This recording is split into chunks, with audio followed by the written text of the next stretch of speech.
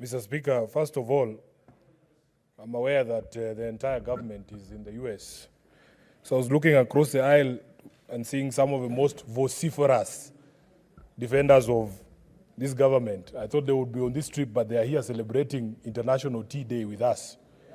This should be a clear lesson that shouting hoes from the other side will not endear you to the presidency, Mr. Speaker. Number two, I'm a bit confused, Mr. Speaker, on this International Tea Day.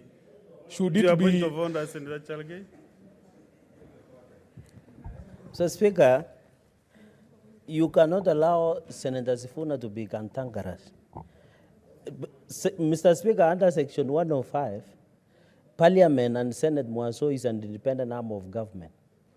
The trip, Mr. Speaker, is undertaken by the National Executive. Is it in order to try and cast aspersions by indicating that any trip that is taken outside Parliament or outside by the Executive should be taken with parliamentarians? Yet we have our own budget and we are independent arm of government. Is he making it in good faith, Mr. Speaker? Or is jealousy that he was left out of the trip? Can he be clear? Senate. Honorable Speaker, I want members of this House to reflect on their own standing. When you are only invited to trips to the goat auction in Mogosho, but others are taken to the US, you should reflect on your standing within your own party. Mr. Speaker, the second point I wanted clarity on is whether in celebrating this International Tea Day, we are celebrating the growers or the drinkers. Because if it is the drinkers of tea, that debate should be properly anchored by Senator Osotsi from Vihiga and myself as the leading Luya leaders in this House, who are known to be the highest consumers of this product. I don't know what Cherargei knows about tea more than Senator Osotsi, because Osotsi both grows the tea and drinks tea heavily, Honorable Speaker. So my concern really is that clarity. Maybe the maker of that statement can tell us, are we celebrating the drinkers or the growers? Thirdly, Honorable Speaker, I was a bit surprised hearing the head of state speak the other day, and he said that he is not aware of any Kenyan tea brand. I have grown up drinking Ketepa, knowing this is Kenyan tea. I would like some clarity on these matters from the maker of this statement, Honorable Speaker. Does Kenya have a Kenyan brand of tea? What is this I've been drinking? Is Ketepa from Sri Lanka?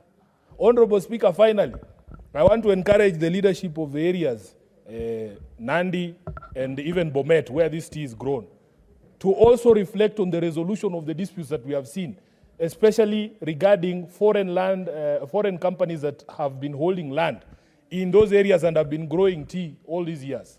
At the beginning of this term of Parliament, there were very serious incidents in Bomet and in Nandi, where even people lost their lives and machinery was destroyed, property of immense value was destroyed. Honorable Speaker, we never hear from Cherargei how that matter was resolved. In fact, the protests there were more violent, and we didn't see the sort of police action being taken on people in Nandi and people in Bomet who are burning property and destroying property owned by these companies, Honorable Speaker. So as we celebrate this International Tea Day, please let us reflect on all these matters so that we as a country can protect this very key source of foreign exchange and this industry that employs thousands of Kenyans. I thank you, Honorable Speaker. Senator Matinga Wahome.